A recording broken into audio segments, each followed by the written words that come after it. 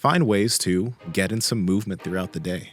And that's going to be an easy way where, again, your workout doesn't have to be during your workout. What should I do to start progressing my low back and hip mobility? Squat, deadlift, bench. All these movements move in the same plane. But can you figure out things to do where you get some lateral flexion of your spine? How to be more consistent and disciplined without a support system or coaching?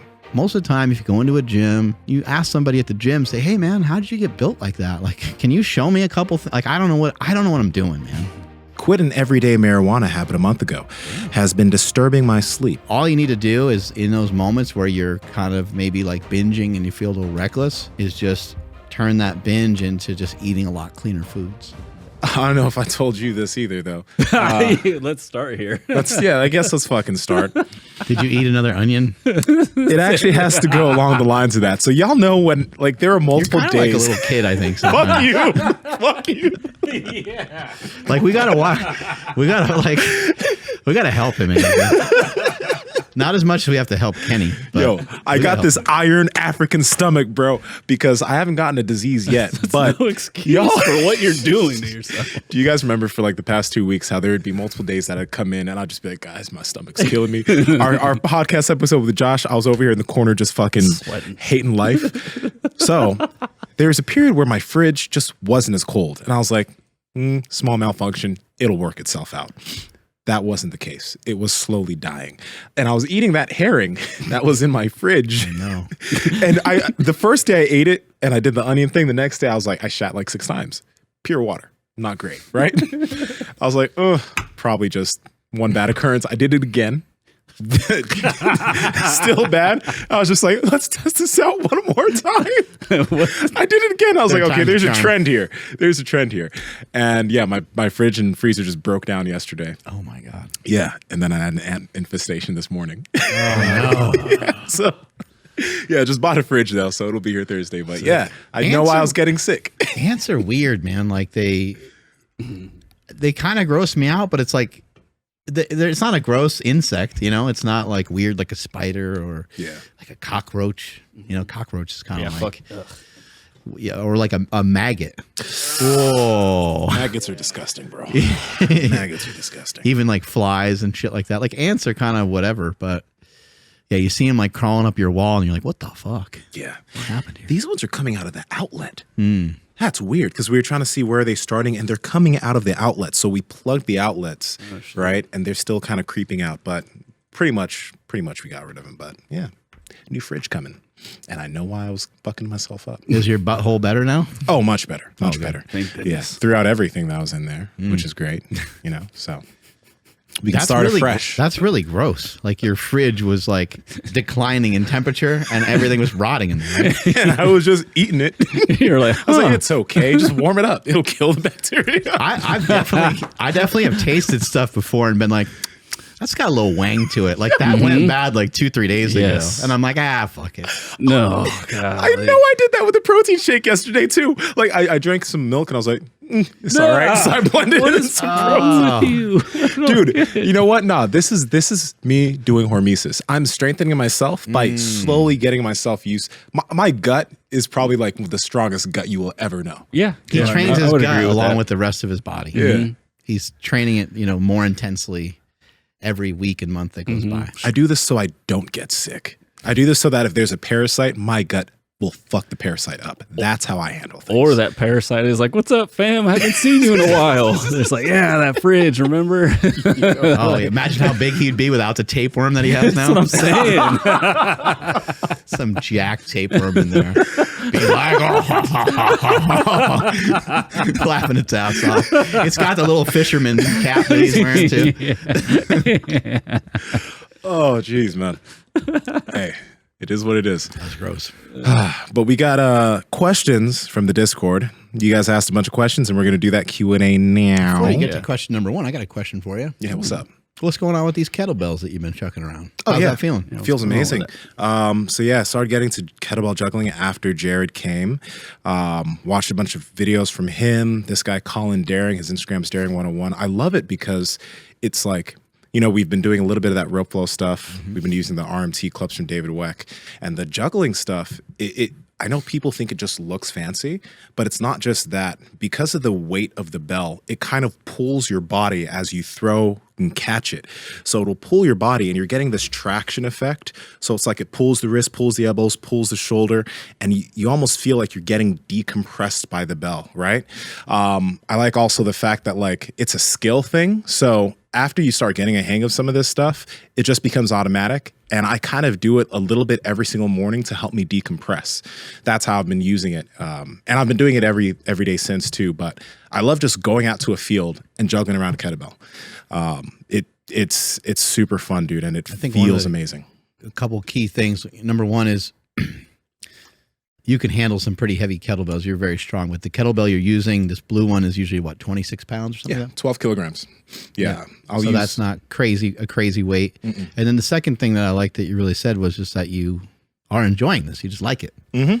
So maybe you spend a lot of time doing pull-ups, weighted pull-ups, and maybe you spend a lot of time doing deadlifts, and maybe that's not your main vibe right now. Maybe that's not the main thing that you want to spend your time doing. So you found something that you enjoy that is working your body and having multiple benefits on top of looking kind of cool. Yeah, there's that. But like the fact that I'm still throwing weight around, after I do something like this, my whole body's pumped. I get a massive pump in my back.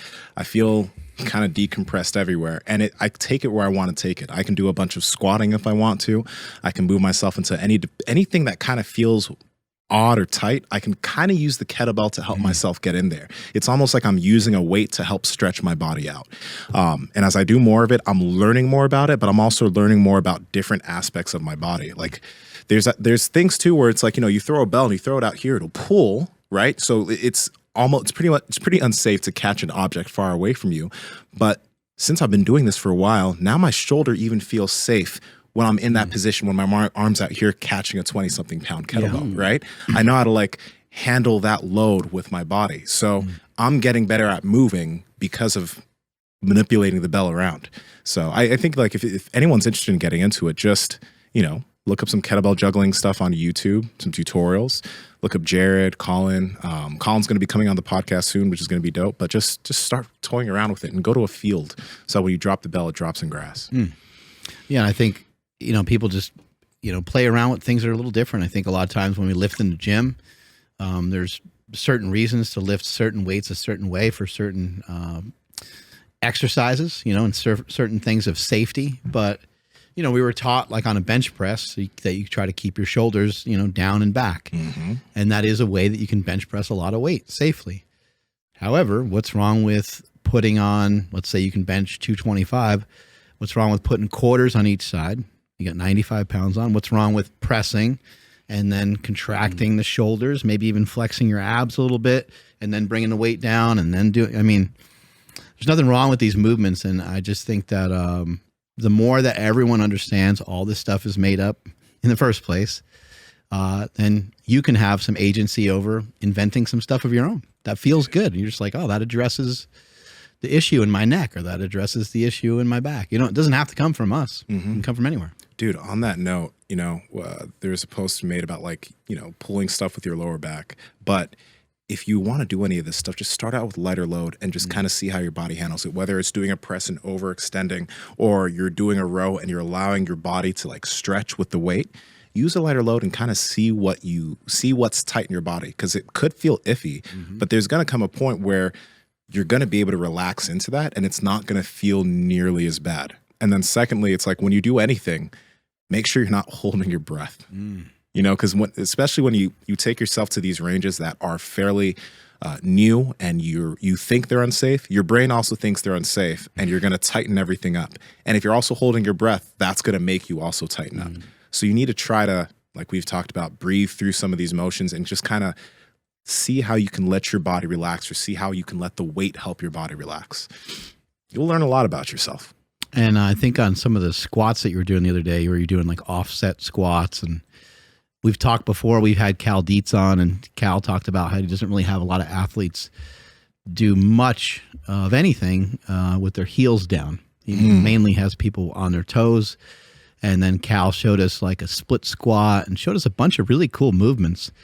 And he had me work up to like 3 plates on like a safety squat bar thing. And I was thinking like, a split squat with like 3 plates? Are you out of your mind? But because of the way we did it, it wasn't a really long split squat. It was almost like a regular squat. And not only did it feel good, but it felt better than a normal squat. And it didn't hurt my knees at all, which a lot of times just a regular squat, you know, sometimes I don't know, I need a good warm up so it doesn't bother my knees. Yeah. And that didn't bother my knees at all. And I was telling him that, and he's like, well, because your calves are engaged. That's what happens when you run. That's what happens when you're an athlete. Now your calves are turned on the second that you go onto your toes. Your calves are important to the operation and the maintenance of your knees. Dude, Andrew, can you go to Power Plus's page? Oh, man. And this podcast is coming out after we had Power Plus, but there's a video I want to pull up real quick. And it's him kind of showing what he does with some of his athletes. But okay, let's see. Like, scroll down. That stuff in the pool looks cool. Right there. The one that you're on. Click that. Yeah, click that. The sound. Oh, my bad. It's all good. Oh, what's that thing called that he's on? A cat. He calls it a cat, yeah, I think. Yeah, he was super pumped. Boop. Nope, still no. No sound. 90-degree angle, flat-footed. For elite athletes, this is crucial. Let it replay. The forefoot has to be involved to maximize athletic output. All right, elite athletes, this is why I fell out of love with conventional squatting for athletes. With a conventional squat, your feet are dead. 90-degree angle, flat-footed. For elite athletes, this is crucial. The forefoot has to be involved to maximize athletic output. All right, so I've been concentrating on some of this when I've been running. So I've been running a little faster, and I'm like, let me see, just as a practice, not necessarily as like running form or whatever, just as a practice, let me see if I can keep my heel from touching the ground as I'm running faster, as I'm creating more force. And it's been great. It's been a little bit of a challenge. I feel the calves, I feel the hammies, feel everything working a little bit more. And the really cool thing about not just that, but if you can, again, you can use a light kettlebell, you can use light dumbbells, or you can do it with a barbell like I was showing. But if you can start squatting on your forefoot, not only are you, you're going to be working your legs, but I think the most sick part of that is that now your toes are being put in this position where your toes are getting stronger because you're having to squat down and squat up with whatever load you're using, and you're loading your toes as you're doing that. So as you're doing all this, and you know, when he was on the podcast, Brian, he was talking about how important that is to have that strength through those areas. You can strengthen those areas with load if you start squatting in that way. Right? And if you don't have the mobility in your toes for that, or if it feels iffy, lighten the load, maybe just do body weight for a while. But we've talked about feet so much on the podcast that like over time, your toes are going to be able to handle that. And then so many things are going to be so much easier. We got some questions to get to from the Discord, right? Yeah, we're going to start with this one from Baps. I've officially been bit by the bug. I want to begin marathon prep, but I also want to continue a good 6 to 7 day lifting program since I've gotten accustomed to it during 75 hard, day 45 right now. Any advice or concerns? I've begun going down the rabbit hole of marathon YouTubers and know I have a lot to learn and program, but I figured y'all might be able to feed me some insight. Y'all are some of the best, by the way. Keep on doing what you're doing, inspiring people like me who never thought they stood a chance. Thanks, Babs. I would just start with, rule number 1 through 5 is don't get hurt. So like I really honestly consider that, rule 1 through 5 is don't get hurt. So when you're thinking about how far you want to run, don't get hurt. When you're thinking about how fast you want to run, don't get hurt. When you're thinking about how frequent you want to run, don't get hurt. So, I want to go, run every day. Okay. If you want to run every day, then, and you don't have a running background, then you shouldn't run very far and you shouldn't run very fast to start. If you want to, let's say you used to play soccer and you're in good shape, and a 9-minute mile is like just not that hard for you. Well, if you're going to run faster and with more intensity, then you should run less frequently. So it's the dumbest thing in the world, but the main thing is just to be careful.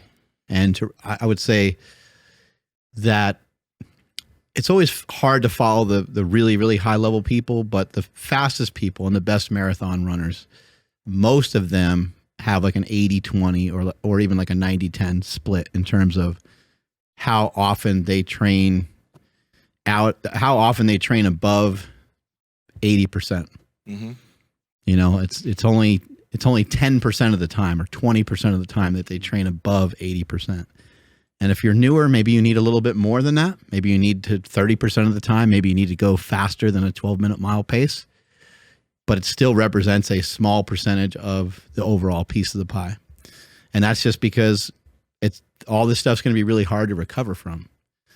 And then I would say the main way to manage jogging in general, again, if you're not used to it, is to walk, jog and walk. I think that people are unaware that even some of the best runners in the world walk as part of some of their training. So like a lot of guys, Ben Greenfield comes to mind. A lot of guys who are in really, really good shape like that, you'd be like, Ben Greenfield's probably just 6-minute mile the whole time.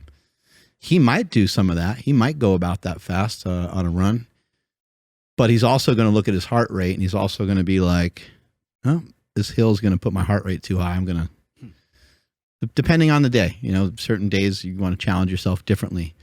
But some of the best runners in the world will walk a lot of the hills. And you'd be like, why the fuck would you do that? Again, it's just because you were trying to keep your heart rate within a certain zone. The zone 2 cardio is really effective in terms of building out your maximum aerobic capacity. And then it's also just easier to recover from. Would you suggest that this guy get Morpheus? That would be Whoop? great. Yeah, Morpheus would be great. I don't have any experience with Whoop, but yeah, Morpheus has been really beneficial. And one of the things I love about it, I was sharing this with Andrew, the Morpheus app, not only is it taking like data based off of like your heart rate, but it's also like asking you questions that you can be subjective about. So like it had one of the questions is, what was your effort like today? You know, and then, or sorry, not effort, exertion. What was your exertion level today? And then it says, what's your performance level? And that is really interesting because a lot of times, like if you were to go into the gym and you did a 5x5 and you lifted like, you're at the beginning of a new training cycle and you did like 65% for 5 sets of 5 on like a deadlift, you wouldn't put a 10 out of 10 for performance because you would be like, man, that was like a meh workout. Yeah. Right. But no, it was 10 out of 10. You did exactly what you're supposed to do from a performance perspective. So I like that it has that in there because when I got done with today's run, I kept my heart rate right where I was supposed to for an hour. And my performance for today was 10 out of 10. And I just think that a lot of times we're not really thinking about that. We're not always thinking about execution. And I think with, you know, if you think about execution, I think that excellence comes very quickly when you have good execution. Sometimes it's hard to be precise though, if you're worn down. So that's why I'm just trying to urge people not to get into overtraining. But Morpheus is going to take care of a lot of stuff for you because it's going to check your heart rate. It's going to kind of tell you what percentages you should be in. It really just takes care of all that stuff for you. Created by our boy Joel Jameson. Yeah, I think it's really fucking awesome because I've done a few Zone 2 runs with it, and you can set it up to a way that like it'll, if you're wearing headphones or if you're not, it'll give you a notification when your heart rate gets above where it should be. It'll bonk, right? And then you'll also probably, when you get familiar with it and you get better at running, you'll notice like, oh, okay, yeah, I'm exerting myself too much because like I'm definitely guilty of this. You get really excited on a run and you start really pushing it, but your heart rate isn't where it should be. So Morpheus like will back you up to where your heart rate should be. And you might think you're going too slow, but that's where you need to be, especially if you want to build out that aerobic capacity. And I'm not nearly as experienced runner as you are, but like, I think with something like running, you want to give, I have a question. I'm curious because you know how a lot of people, they're like, okay, I want to get ready for a bodybuilding show. Let me do a prep. And when people get into running, they're like, I want to do a marathon. In my mind, I honestly think getting ready for a marathon has way more bumps, especially if you're new to running, than getting ready for a show. Because getting ready for a show, you just got to cut. And yeah, there's some things that happen when you get leaner, but you have to learn the correct gait with running. Your feet have to be strong enough to handle that pound for 26 miles. You need to build out your aerobic capacity. Your body might not be ready yet, and you might be rushing yourself into it. So I think like with getting ready for a marathon, that you need to be more careful than if you were going to get ready for a bodybuilding show. It's pretty dangerous. I would say it's pretty dangerous. Like again, if you have like a sports background or you got some background, and you're going to jog 26 miles and you're doing it for charity or something, it's like kind of different, but it can be really dangerous. I mean, you can get rhabdo. You could really hurt yourself. You could get heat exhaustion. And I know in any, if someone's like, oh, any sport you can get hurt, but like, I just think it's very dangerous. So I would just, I agree with what you're saying. I think it's, bodybuilding show. I think the same thing though, with a bodybuilding show, it's like, you know what? Like, if we're being honest, if you got really lean right now, like, I don't want to be mean, but you wouldn't look that great yet. So if you could cool it for a little bit and you can train for like I know 6 months or a year is going to feel like an eternity. Train with some really good consistency and then start to pull some of that body fat off and then see what we have underneath there. And it's kind of the same thing with running. I would say, like, give yourself, I mean, if you're going to do a marathon and you don't have much experience, give yourself at least a year. Give yourself at least a year. Train for 6 months. Don't sign up for anything. Once you train for 6 months, then go ahead and enter into something if you want. But it can be a little rough. Yeah, just another quick, anecdotal story with Train with Morpheus. So it's on Instagram at Train with Morpheus. So I had the strap, on, and I was going for a zone 2 run. I think it was just 2.5 miles. I don't remember exactly what it was, but I'm like, man, like, it's really hard to stay in this blue zone or whatever zone it was, zone 2. As I would run next to somebody, bing, I'd get right out of zone 2 and jump to zone 3. I'm like, okay, calm down. And then I'd see, like, Chris Bell walking, and all of a sudden, bing, I'm like, dude, I'm not even running faster. But I would get excited. I'd see somebody and I'd try to show off or whatever. And it was like, hey, calm down. And it was cool because I didn't know that I had to run that slow. Like, that was pretty cool. Yeah, it's pretty wild. Yeah. And then over time, you'll be running faster with your heart rate still low. You'll be like, what? I'm running a 10-minute mile and my heart rate's only 130? That's crazy. But then you run into the problem of, like, it gets to be really hard to get your heart rate up. Like, I was running on the beach the other day and I was trying to get my heart rate to 160 and I'm moving fast. For me, I'm like, fuck, man, I'm going pretty good. My breathing started to get kind of erratic because now my legs are burning. Yeah. And I'm looking at the heart rate and it's still only like 150 or 155. That's a good problem to have. I'm like, damn it, I need to get this going a little higher. Maybe pick up smoking. Maybe that'll help. I think so. Yeah, cool. Yeah. Power Project family, if you're trying to increase your muscle mass, if you're trying to lose body fat, if you're trying to stick to your nutrition plan, if you're trying to get fit, pretty much if there's anything you're trying to do for your health, we know that sleep is the biggest determining factor to help you get from point A to point B. That's why we've been sleeping on 8 Sleep mattresses for probably more than 2 years now. And the main reason is the technology behind the Pod Pro. Now, the Pod Pro is like the Tesla of beds. It will change its temperature based off of how you're sleeping during the night. And if you have a partner that's sleeping on the other side, they could have their own temperature settings. We all sleep hot here, and I used to wake up in a puddle of my own sweat. Gross. That doesn't happen anymore because of the 8 Sleep mattress, and I've been getting the best sleep of my life. Now, if you don't want to replace your mattress, you can just get the Pod Pro cover, and you can put that over your current mattress to get all the benefits of 8 Sleep. But if you also need to replace your old nasty mattress, you can get the Pod Pro cover and the 8 Sleep mattress. Andrew, how can they get it? Yes, you guys got to head over to 8sleep.com/powerproject, and you guys will automatically receive $150 off of your order. Again, 8sleep.com/powerproject. Links to them down in the description, as well as the podcast show notes. Next question from King Lear 92. My wife and I are due for our second baby boy next week. How should I train? Not knowing when or how much I'll be able to train every week.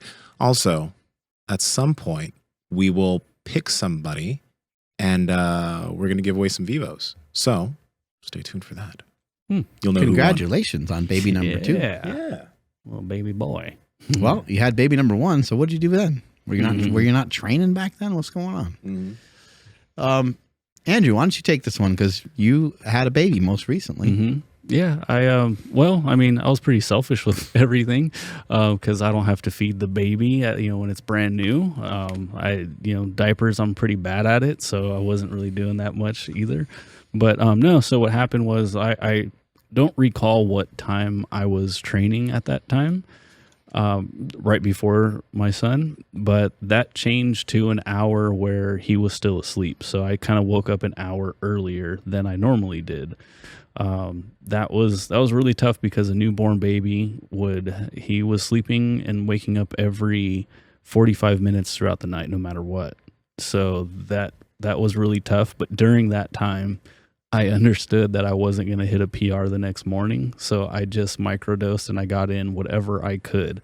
When I got the rest, then I did hit a normal training session, but I did make a lot of changes to make sure it happened.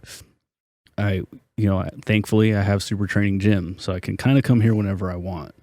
But it's still about a 25-minute drive away from home. So I joined another gym next to my house. When that was out of the question, I built a home gym inside my living room. So that way I made sure I got rid of every excuse possible. If I had time, I'd come here. If I had less time, I'd go to a local spot. If I had less time, I would just go to the living room. I bought a cable machine from Costco. It was like $1,100. So I would do that, and I would just get it in earlier than everyone else. That was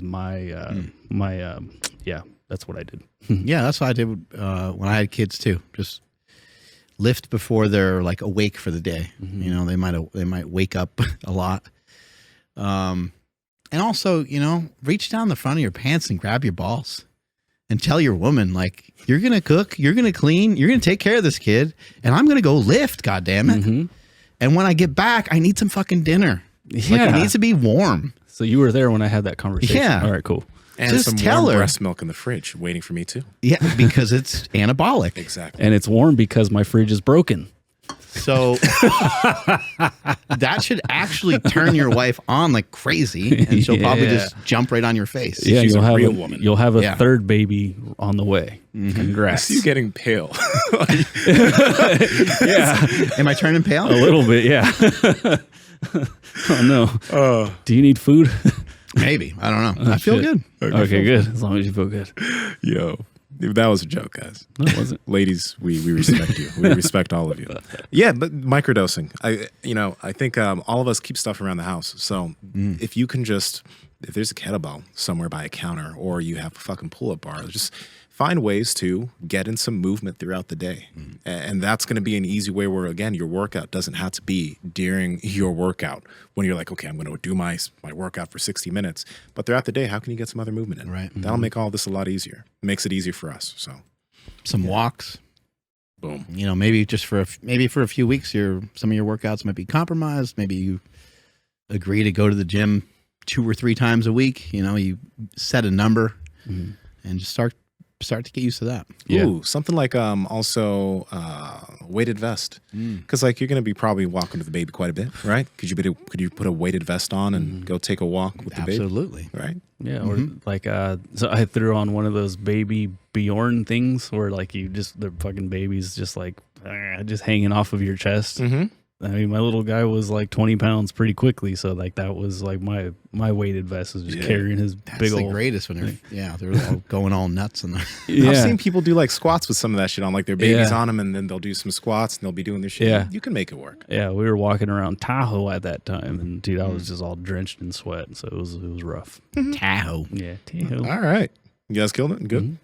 Okay. Ready for the next one. Next question. Leviathan lifts. I've been dealing with low back pain following my last powerlifting meet 3 weeks ago, and still am feeling pretty beat now. What advice would you guys have for someone like me to get back on the saddle and get out of pain? I would say see if you can learn how to tuck your hips underneath you.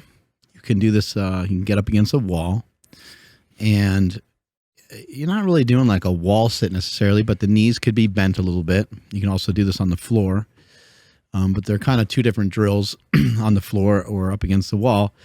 And just get your spine as flat as you can get it on the wall, or get your spine as flat as you can get it on the ground.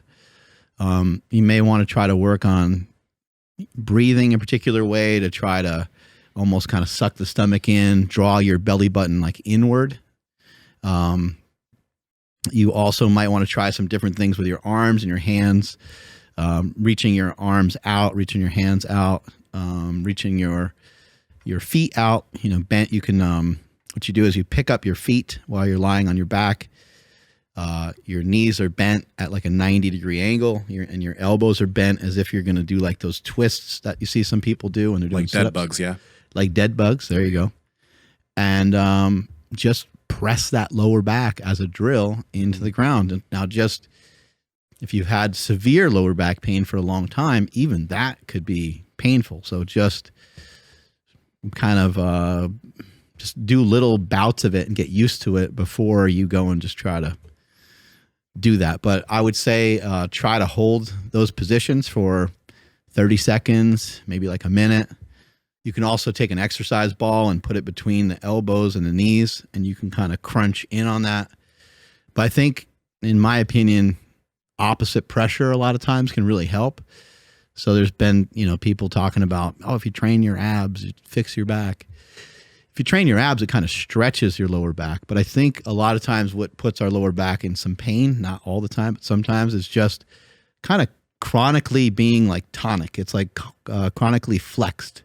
And it's a little tight. And for a lot of people, their hips are shifted back. A lot of athletes are like that, especially power lifters. And so just see if you can get that to calm down. I've been messing with that for maybe about a year, and I got all the tension out of my lower back. Power Project family, your normal shoes are making you weak. This is why you partner with Vivo Barefoot Shoes, because they have a wide toe box, they're flat, and they're flexible. So with every single step you're taking, if you're taking a 10-minute walk outside, or when you're working out in the gym, your feet are able to do what they're supposed to do in this shoe.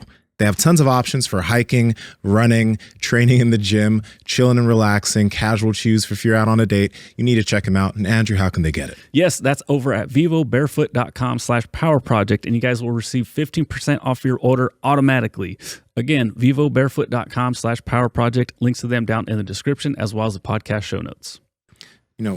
I think I'm actually curious what you guys think about this, because the lower back is something that for me was really tight for a while. Now I have all sorts of movement through my back, but over time, as I was trying to, get movement there, I was doing a lot of long range rows, I was doing a lot of movements, I would periodically have slight tweaks, slight muscle pulls in the back, right? Where it'd be like, I'd pull something, I'd be like, fuck, and then I'd be really stiff for a while. But after that happened, we've talked about this before, I would just make sure to tell my brain that, okay, it's okay to move. Just try, even if it would hurt, I would try to get out of the car in a normal way. I would try to pick something up in a normal way, still allowing myself to bend.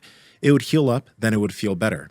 I had maybe 3 or so slight pulls, and then I haven't had a pull in a very, very long time. And I've had all this range of motion and looseness in my lower back.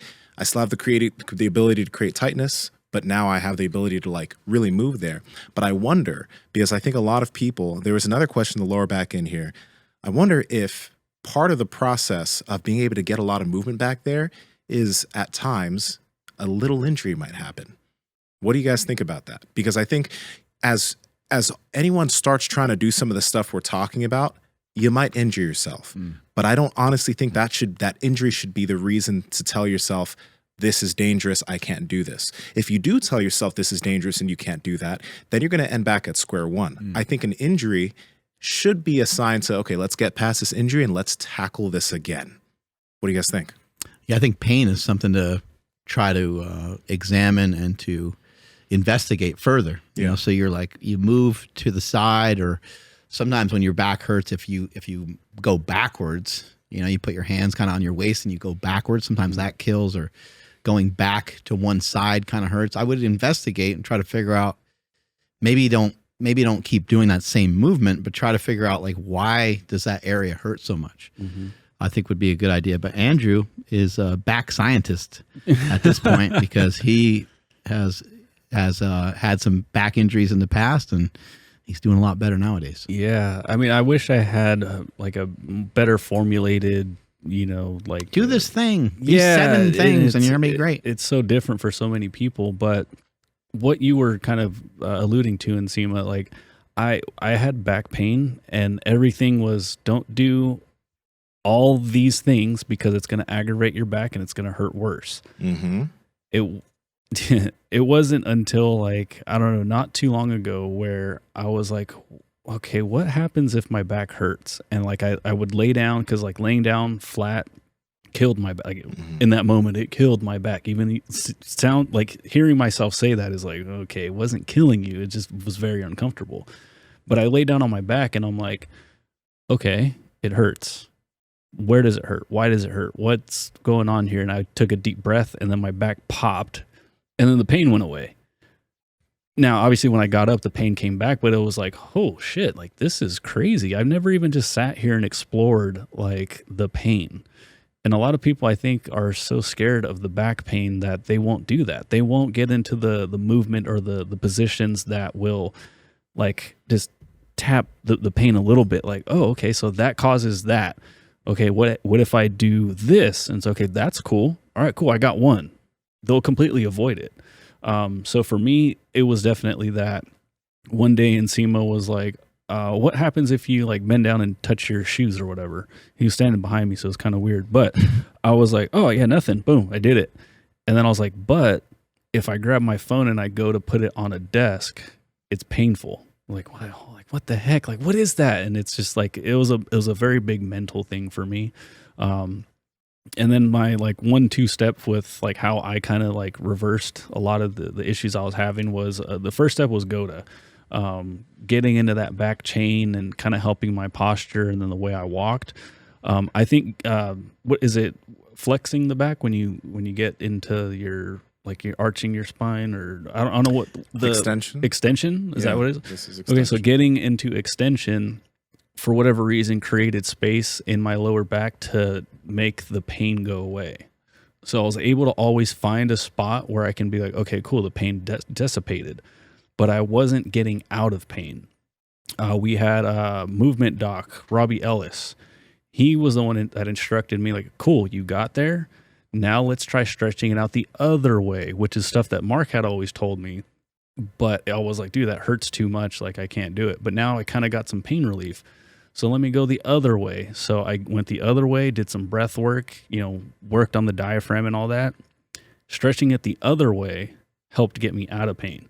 So Goda kind of stopped the pain, going the other way and stretching out, doing what you were saying, Mark, getting my back flat on the ground. Yeah, an inflection. Yeah, that's what like essentially made it possible for me to do jiu-jitsu and, kind of move forward and not be a person with back pain anymore. Now, does my back still have some sensations? Yes, but I can move around now. Like I was doing the stuff that David Weck's been showing earlier in the gym. I was doing that. And it's freaking phenomenal. It feels so good that I can go in, feel a little tight, leave the gym being like, dude, I'm ready to go. Like I feel fantastic. So I would say, avoid some things that hurt on a scale of 1 to 10 that are above a 3. But also investigate those things, So like, perfect. If you go to deadlift and you're like a deadlift's like a 6 or a 7 out of 10. Well, let's remove that style of deadlifting from your workouts for a little while, but let's also examine that particular movement. And maybe there's a version of it you could do, or maybe there's some sort of strengthening or stretching, or there's something, could be glutes, could be myofascial release. But just try not to do stuff that's real dangerous for yourself. And I don't mean only dangerous in the moment. I just mean dangerous with the particular thing that you have now. But again, you do need to kind of go down that road and investigate it at least a little bit to see what your body's going to be able to handle. This is a similar question that kind of goes on the same line from New Balance 624. What should I do to start progressing my low back and hip mobility to get Nsima level mobility? This man's lower body plays Sebastian Bach through the air. With this, I think kind of going back to the lower back thing, what I want people to think about is just different ways of moving your spine. Because if you're doing powerlifting, squat, deadlift, bench, all these movements move in the same plane. Can you figure out things to do? And again, with everything you do, use light load. But can you figure out things to do where you get some lateral flexion of your spine, where you can get some flexion of your spine? So maybe good mornings, Jefferson curls, etc., where you can get some extension of your spine. Can you do things where you're moving your spine in different directions? And then even with like your hips, can you use load and squat in a few different ways, pretty low and pretty deep? Right? Use a kettlebell, use a dumbbell, do light goblet squats and go as deep into your hips as you can. move around a little bit. But the thing is, when I'm saying move around, it's like use a load where you're comfortable moving around in that squat. So this is going to be you having 135 pounds on your back. Maybe you have a goblet squat and you're using 40 or 50 pounds, but that weight's going to help you get into a deeper position. And then you can just start moving around and venturing and seeing how your back feels. Because the more you can start getting your body comfortable moving in different positions, the less unsafe those positions actually are. But if you're using too heavy of a load, your brain's going to be guarding you from being able to move safely into these positions. And that's one thing. I think when I see people commenting about some of this stuff being unsafe, again, the only reason it's unsafe is because it's unsafe for your body, because your body hasn't done that yet, because you have not ventured there. But if you can start allowing yourself to move in some of these ways with no load or with light load, you're going to be pretty surprised at what your body's going to be able to do over time. This takes time. We've been working on this stuff for a few years now, and our bodies are where they are. Think about a few more years, right? But you need to be diligent. And again, I think this is the thing, some of you might get a slight injury when you're doing some of this. That doesn't mean that you're going down the wrong path or that this is something that's not good for you to do. You can examine why you got injured, but rehab, try to start getting your body moving in the same way. Try not to turn off certain movement patterns because your body wants to not move that way. See if you can just slowly move in that direction, get blood flow to wherever you got injured. When you're healed, start exploring again. Okay? Because again, with most of the lifts we're doing in the gym, especially powerlifting, it's all of the same motion. And once you move out of those directions, once you start moving a little bit dynamically, boom, something happens. I would say be open, be open to some of the stuff that you might see on social media. Maybe for some people that would like to increase their mobility, maybe they're, still coming from a place where they think some of these movements are dumb, or they're watching different influencers and like, I don't know about that.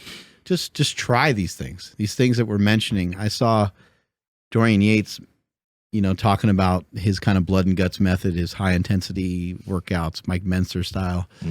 And he was just saying, look, if you really haven't made progress in the last 3 months, what do you have to lose?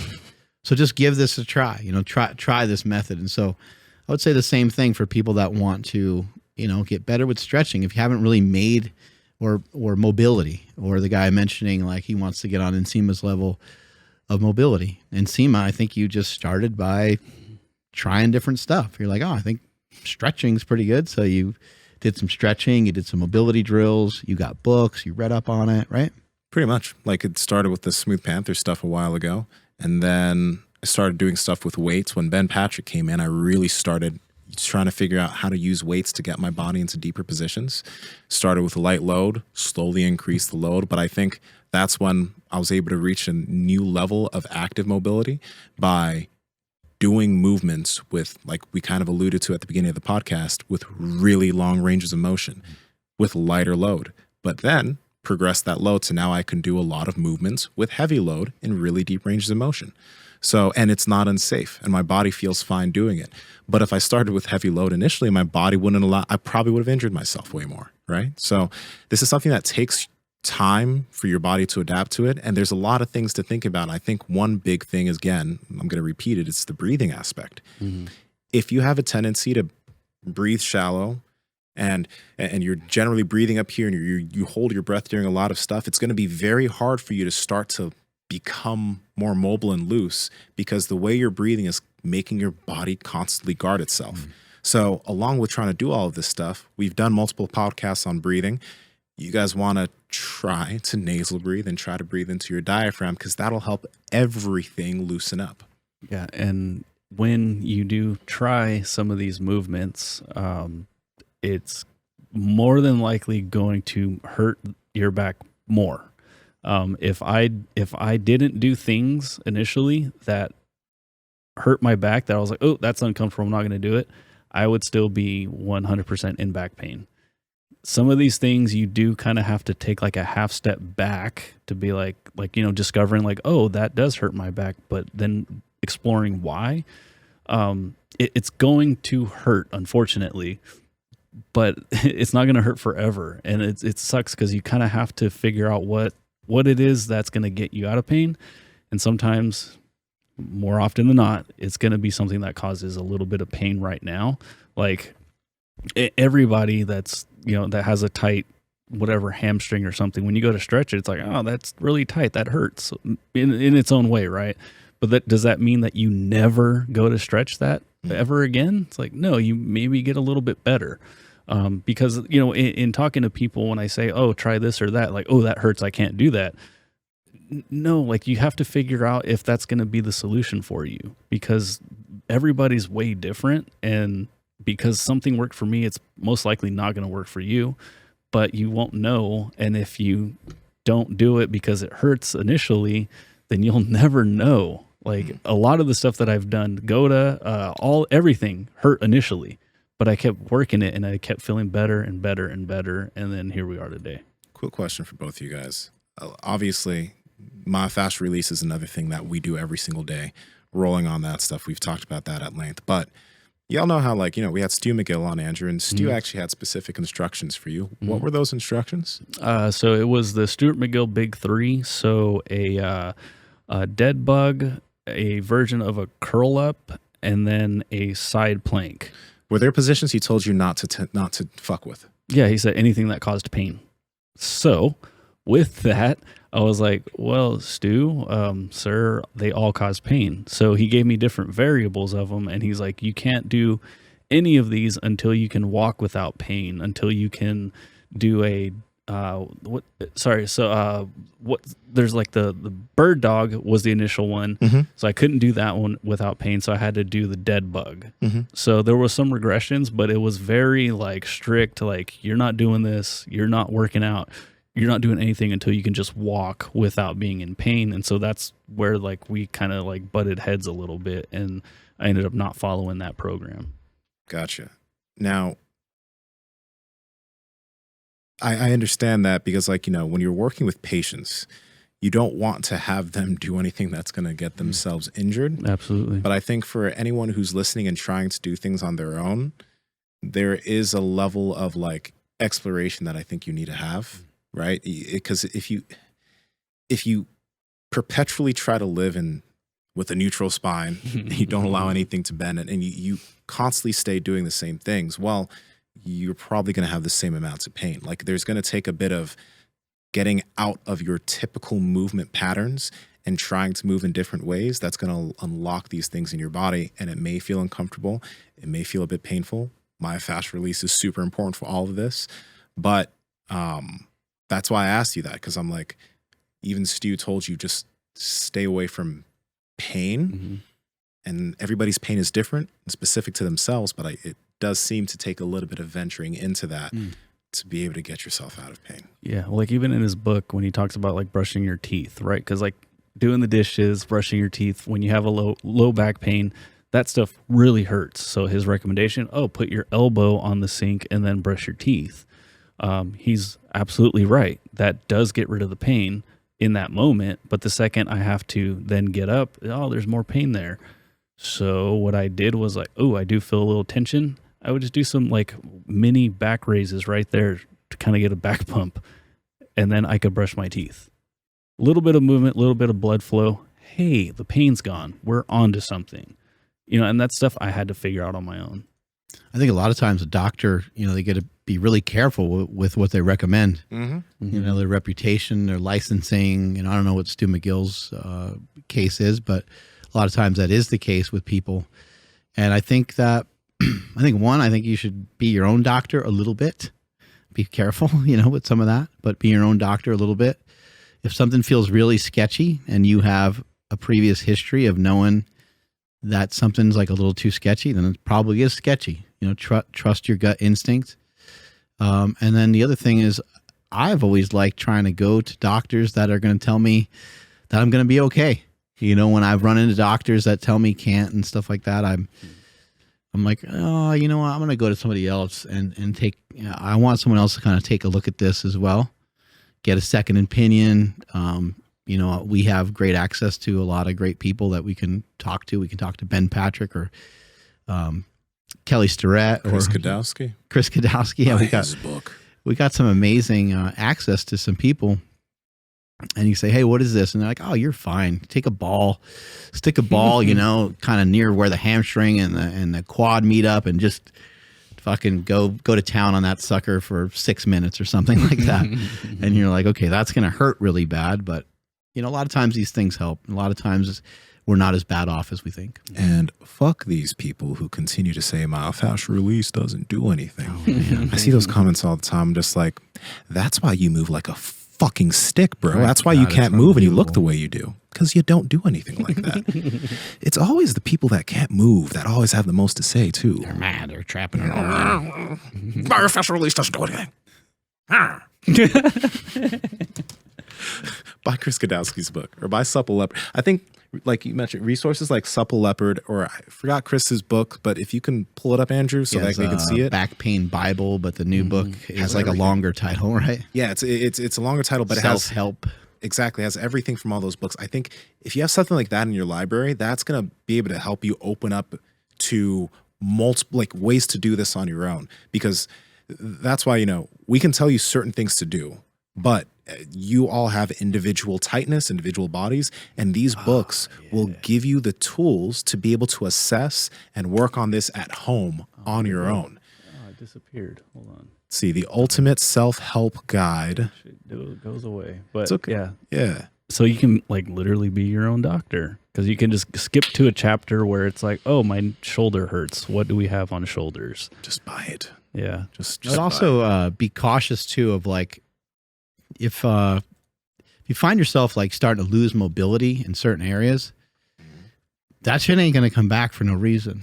You have to send messages to your body that, just like hypertrophy, you're not going to like hold muscle or gain muscle. Like all three of us, we've worked very hard to like gain muscle, but we're not going to hold muscle unless we send a signal to the body. So if you start feeling shit stiffening up, your neck is getting tight, like these are things that you need to work on. As we get older, most people are going to get stiffer in certain areas, and maybe there'll be blind spots. Maybe you're like, oh, I don't really twist as much, you know, the same way as I used to or something, which is probably not a huge deal, but it could be. So why not just continue to explore these movement patterns? Power Project family, shut your fucking mouth. We've been talking about breathing through your nose and nasal breathing during your sleep for the past 5 years.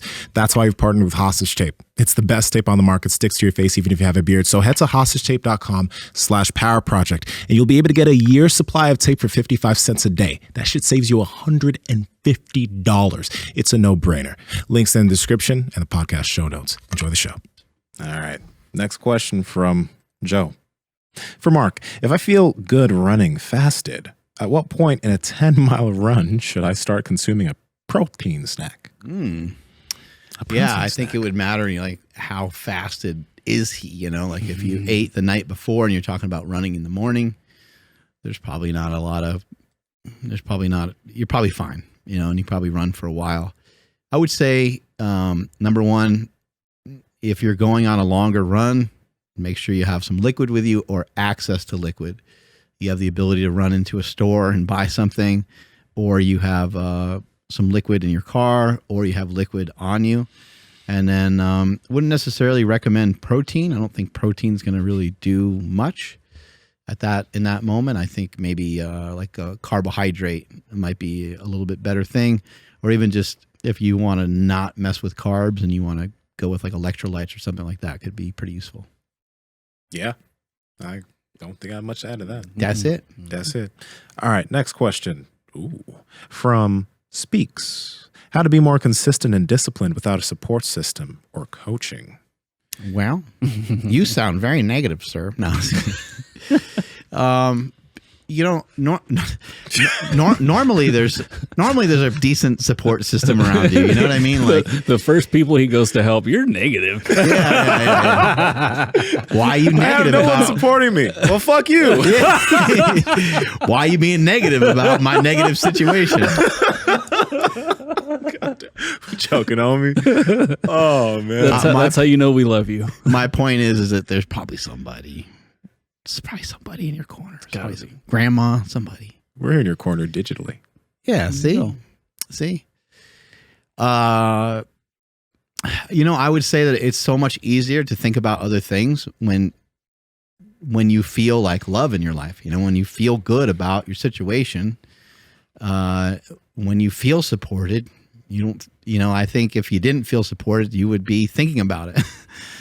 And that would be more difficult for you to think about maybe putting time into the gym or putting time into these disciplines, these things that you might enjoy. But what I'd also say is you can't do anything about the current world that you're in. You can do something for now and you can do something for later and you can work on it over a period of time. But the world that you currently live in is the way that it is. You can't wish for anything different to happen. You can't wish for somebody to be more supportive. You're going to have to support yourself and you're going to have to figure out a way to get some of these things done, whatever these disciplines are that you would like to be, you know, have a better relationship with. And once you start to do these things, let's say it's lifting.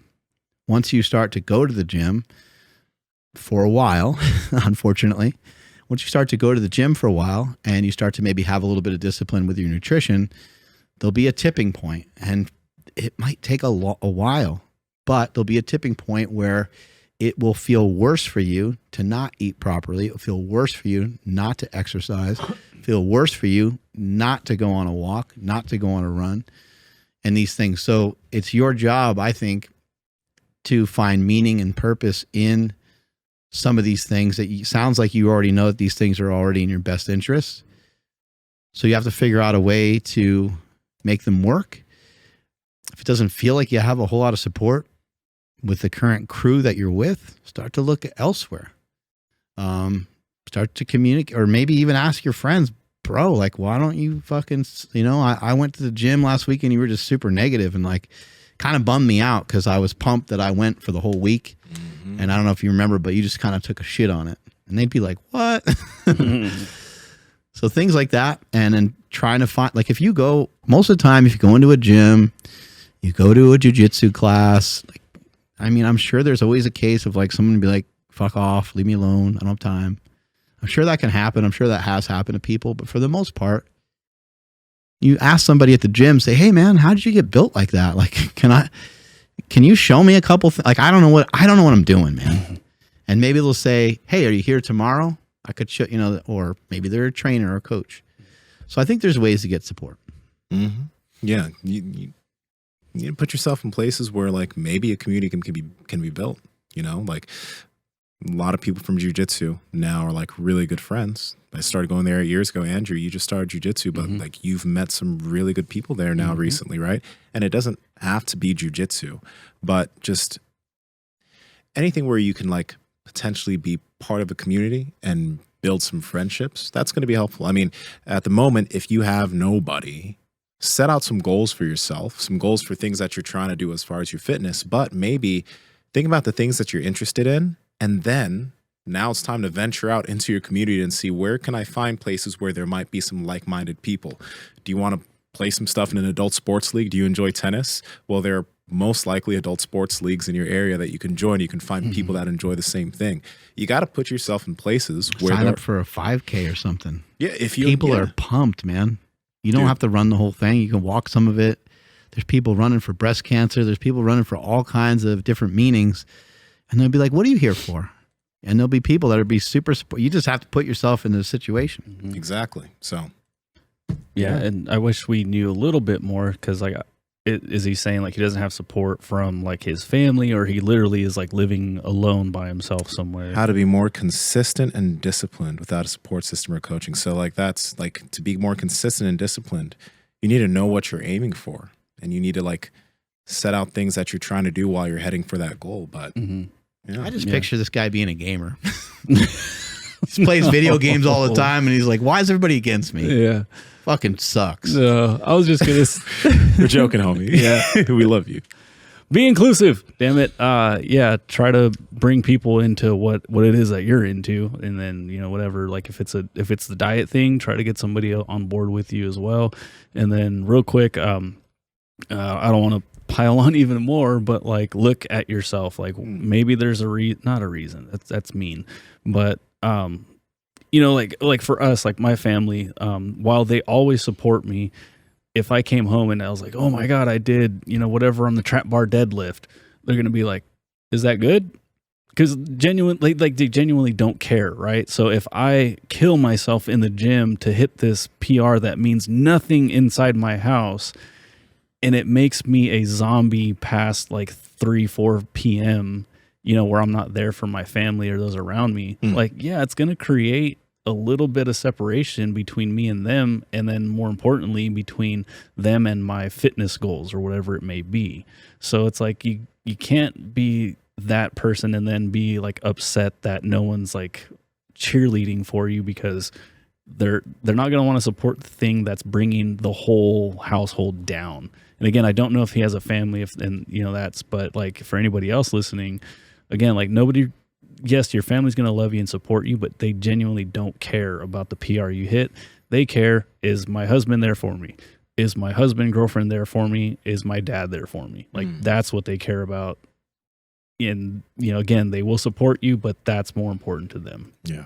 I think some people say like, be the leader that you want, right? You know what I mean? So like that might mean that you have to like lead something, and that might be uncomfortable or weird.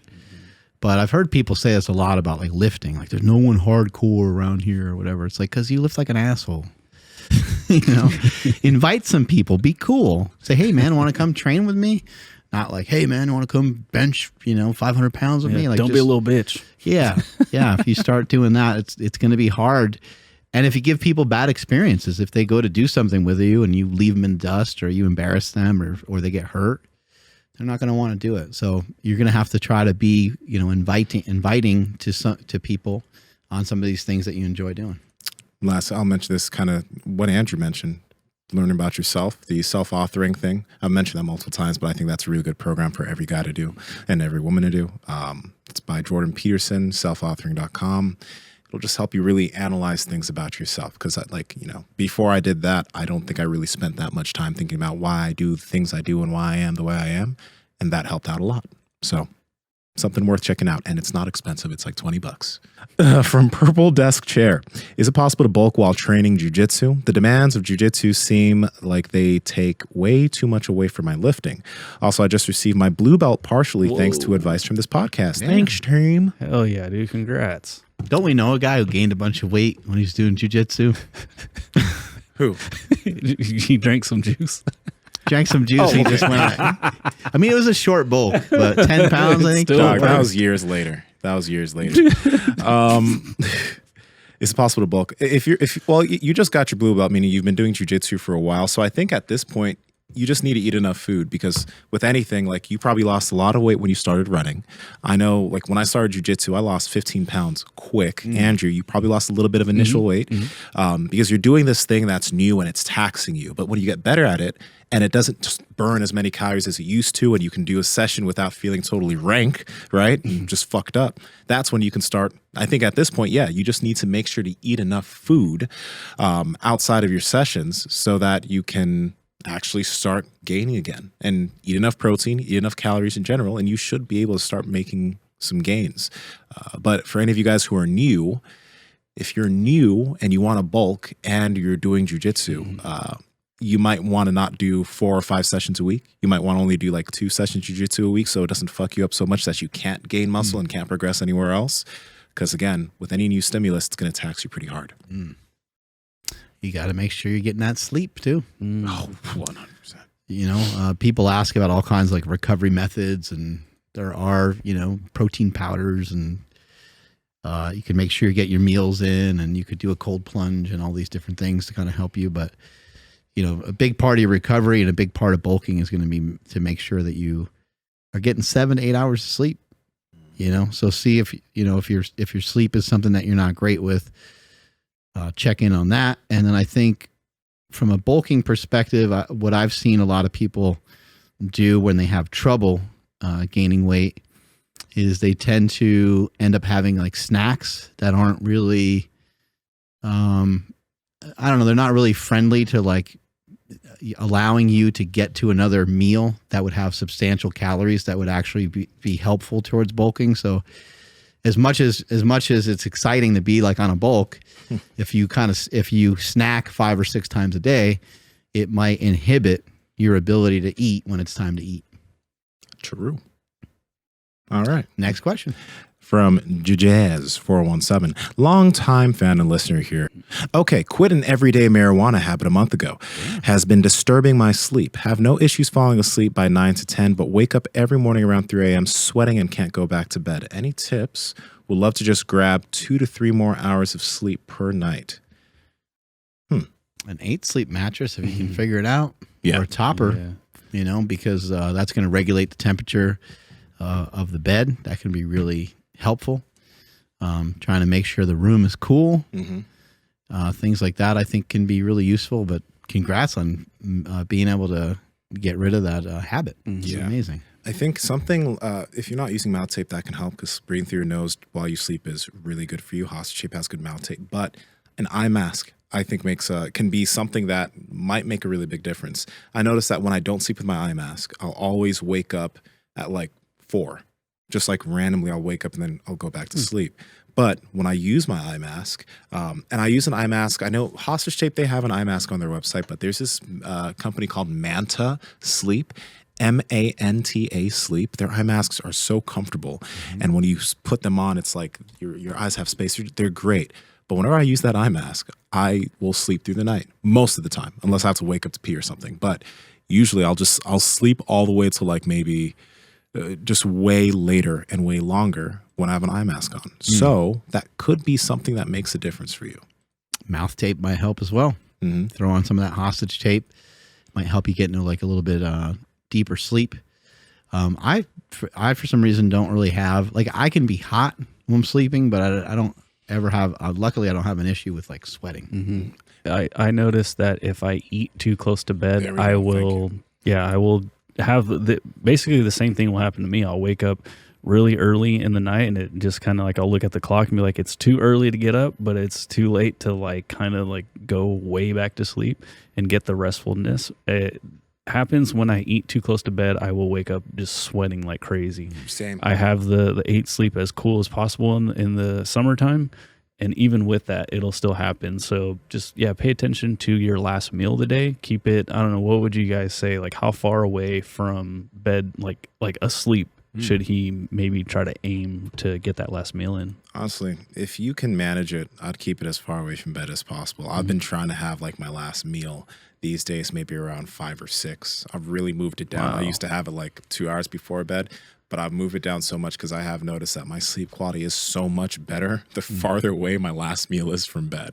So, Will you have like a snack or something or a shake or anything like that? Or I'm eating a little bit earlier in the day these days. So like I'll have dinner. I had steak before I got here, so I'll probably have a protein shake before I head to jiu-jitsu.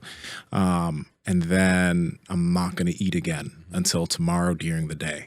So, but as I've been doing that, I've noticed my sleep quality is way better. You know, and that's for me. So, I mean, I think that whatever you can manage, minimum, maybe try to have 2 hours before bed as your last meal. But if you can do 3 hours, try it out. See how you feel.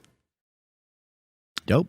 Yeah. Good. And maybe if you don't have access to like a 8 sleep or something like that, maybe just take a shower before bed.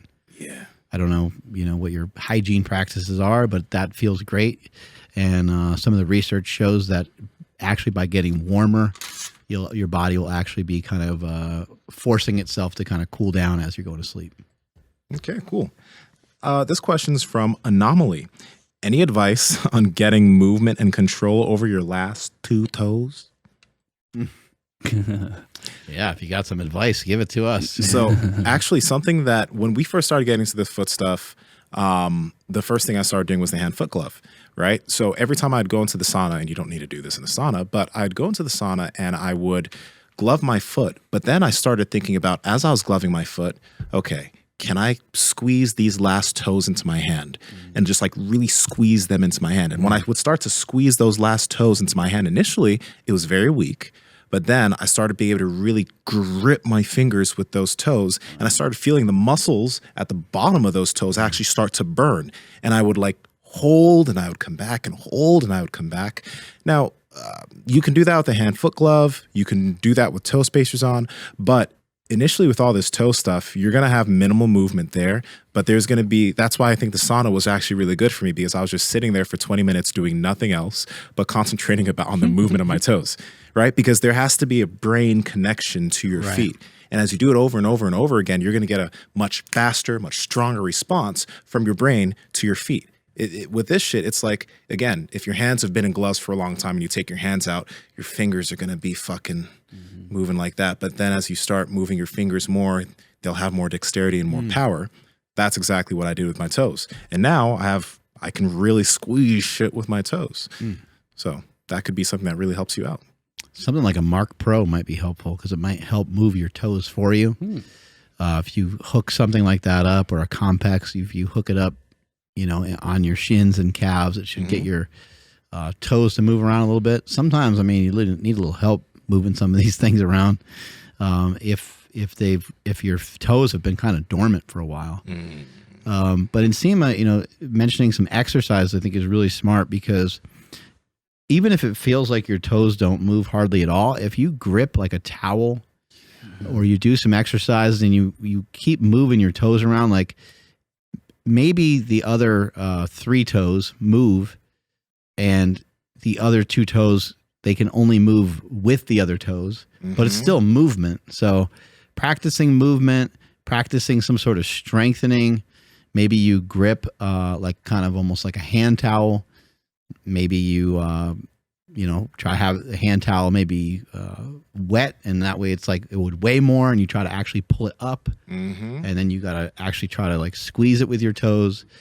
It would be, you know, you getting used to pinching and clenching all your toes. And these mats during the podcast have been another passive thing that have been really good, for me at least, because during the podcast, as I'm standing here, I'm using my toes to like grip different parts of the rock, adjusting where I'm standing, or the rock, you know. But then my toes are gripping different areas, and my toes are constantly going like this as we podcast. And if you're someone who sits at work or sits at a desk, or, you know, you're stationary for a period of time during the day, you can be getting passive toe movement with something like this. That drill on the PVC pipes and stuff like that might be pretty useful, that Brian showed us. Yeah. The PV. Oh yeah, those are really good. Kind of maybe challenging to do, but like it would curve your foot right around the PVC pipe. Yeah, that's been really beneficial. So it takes time, because it's literally it's a super brain. annoying. Yeah, but you have to be diligent with it. Like it's something where it's like, it's not going to be super fatiguing, but you have to be consistently trying to send that signal down there. And every single day you'll notice, wow, I can move them a little bit more. I have more control, you know, and then your toes are going to be really strong. A lot of it will come from your ankles and your shin, you know, and your calves. So just keep practicing, trying, you know, inversion, eversion, try to keep moving your ankle around, and your toe will kind of be along for the ride. But as you get used to moving more, your toe will actually, it might move just like real slightly. And so just keep working on that. Do you guys feel like you like almost cramp up when you first started? Oh yeah. Yeah, okay, because like that's what happens to me, and it just like it's like uncomfortable, and I'm like, come on, I know it's there, and I just like it can't even get it to fire. That's fine. Yeah, that's like, I think again, one thing I think is super important too. And this is why like the Paluvas are really good shoes. The Vibrams are really good shoes for this, and having toe spacers, getting some space in between your toes is super important. Because like then if you have toe spacers on and you're doing some of this, now you already have that toe space created, and you can start trying to manipulate your feet while there's space in between them. One thing that I actually used to do a lot too is like when I would glove my feet, I would then try to squeeze my toes against my fingers and try to squeeze my fingers as hard as possible with my toes, and then relax them, squeeze them as hard as possible with my toes, and then relax them. It was really cool, the initial phase of it, because like I was just like developing all these different sensations in my feet that I've never felt before. And it was like, wow, like I didn't know I could feel that in my foot. With a lot of us, that's what you're going to be learning, because your feet haven't moved like this before. But then when they're able to, you're going to notice how much more ability you have. If you can't move those toes at all, you can also just, if you can get those tendons to fire, I think eventually those toes will move. Yeah. Cool. I think... Let's see if there's any more. Oh, there's a long one. Okay, this is the last question of the day from True Believers. I've lost 90 pounds so far, but estimate that I have about 30 more to go. 6'2", current weight 230. My main goal is to dunk a basketball for the first time in my life. I've been doing knees over toes program, walking, and strength training, but mainly in micro workouts throughout the day/week. business life, kids, family, etc. On the weekends, our family goes to the park and I play basketball for a few hours, sometimes both days. Or we cool off in the river, trying to model for my kids the gift of movement because it is not something I've always had. And that still catches me off guard in the best way.